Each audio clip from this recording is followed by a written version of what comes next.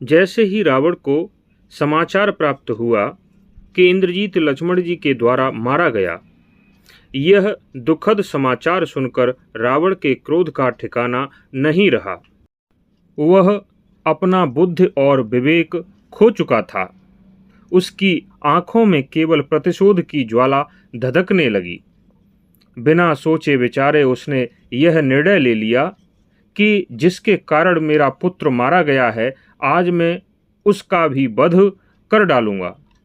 ऐसा कहते हुए उसने अपनी म्यान से तलवार निकाल ली और अशोक वाटिका की तरफ सीता जी का वध करने के लिए जाने लगा।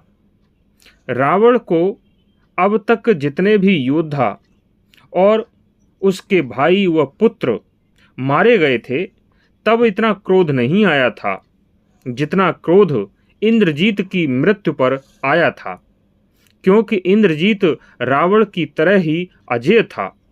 रावण का दायां हाथ था। रावण इतने ज्यादा क्रोध में था कि सभी राक्षस उसकी दृष्टि से बच रहे थे। वह सीता जी की तरफ दौड़ा जा रहा था। तभी सीता जी को किसी ने बताया कि राक्षस राज रावण तुम्हारा वध करने के लिए शीघ्र ही यहाँ पहुँचने वाला है।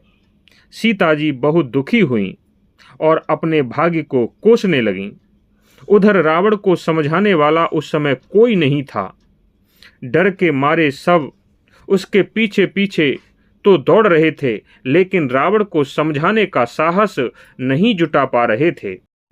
तब फिर रावण के एक मंत्री, जिनका नाम सुपार्श्व था, जो बहुत सुशील, सदाचारी और बुद्धिमान थे, उन्होंने अपने प्राणों का संकट मोल लेते हुए रावण को समझाने की कोशिश की। रावण के मंत्री सुपार्श्व ने कहा कि हे राक्षस राज, आप कुबेर के भाई हैं।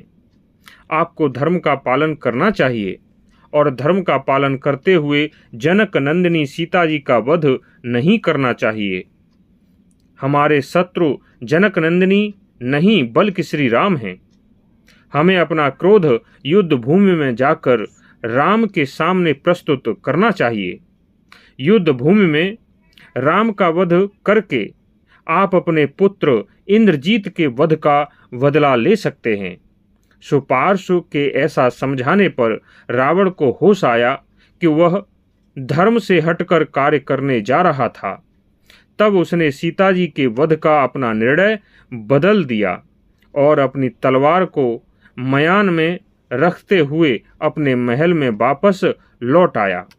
उसके बाद आगे क्या हुआ, यह हम अगले वीडियो में बताएंगे। तब तक के लिए धन्यवाद।